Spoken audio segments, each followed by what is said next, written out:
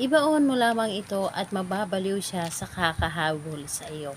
Hello mga guys, kumusta kayo? Panibagong araw, panibagong video na naman tayo. And sa araw na ito ay isa na namang video ang aking ituturo sa inyo na simpleng gabay o simpleng pamamaraan na makakatulong sa atin. At bago ang lahat, gusto ko lang mag-disclaimer sa mga taong hindi naniniwala at hindi gusto ang mga kagaya nitong video. Please skip this video and maghanap kayo ng videos na gustong gusto nyo dahil ang video na ito ay para lamang ito sa mga taong naniniwala and gusto mag-try.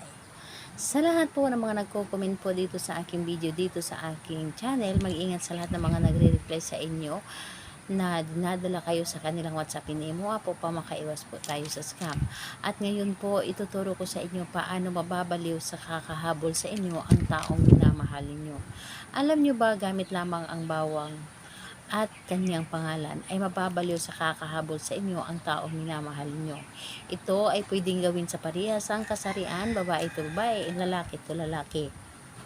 And syempre naman sa ating babae at lalaki na mag-partner. And dito is, ang kailangan lamang natin dito ihanda is kailangan mo dito maghanda ng isang malit na pirasong papel, maghanda ka rin ng isang panulat, maghanda ka rin ng garapon or maliit na garapon and bawang. Yun po ang ating dapat na ihanda.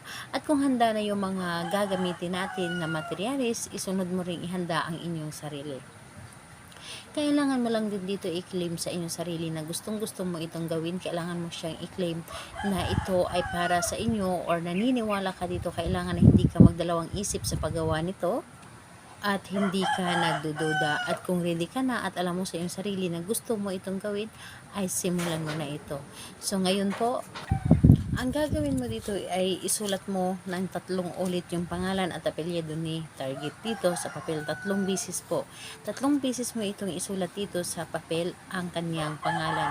At kung naisulat mo na dito sa papel ang kanyang pangalan, kunin mo ang inyong bawang at ilagay dito sa gitna ng papel at ibalot lamang ito ang bawang.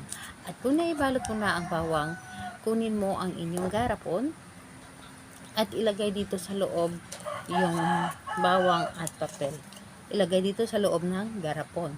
At ngayon kapag nandito na sa loob, ang gagawin mo lamang, ibulong mo lamang dito ang inyong nais. Halimbawa na lamang, sambitin mo ng 3 ulit yung kanyang pangalan at apelyido. Ganito po, pangalan, apelyido, pangalan, apelyido, pangalan, apelyido. At isunod mo ang mababaliw ka sa kakahabol sa akin. Ako lamang ang iyong mamahalin at wala nang iba pa. Hindi ka na titingin pa sa iba. Ako lamang ang mamahalin mo habang buhay. Magmamahalan tayo na parang tayo lang dalawa dito sa loob, sa ibabaw ng mundo. Ako lamang ang tanging gugustuhin mo habang buhay at ako lamang ang tanging gugustuhin mo makasama. Lahat na ay sasabihin mo na dito. Sasabihin mo na dito ang lahat ng gusto mo. Kung ano man yung nasa puso mo na alam mo na ito ay kakabuti sa inyo, yun po ang isasabihin po ninyo dito, ibubulong. At pagkatapos mo ibulong dito, tatakpan mo lamang itong garapon na ito at ilagay mo lamang ito sa ilalim ng inyong kama sa loob ng 3 araw. At kung kayo po ay walang kama, kahit sa loob po ng inyong cabinet, ilagay nyo po ito, itago. At pagalipas ng 3 araw, humanap kayo ng lupang mapagbabaunan. Pwede kahit saan, basta ito ay ibabaon ninyo sa lupa. And kapag naibaon nyo na ito, bago ninyo ito tabunan ng lupa, ay bubulungan nyo rin ito. Kumbaga, sasabihin nyo doon na isasama ko ang pagmamahal ko sa pagbaon nito at hindi ito kukupas at ako lamang ang inyong mamahalin. So, ganun po. Kung ano man yung deserve ninyo na sasabihin, yun po ang sasabihin ninyo.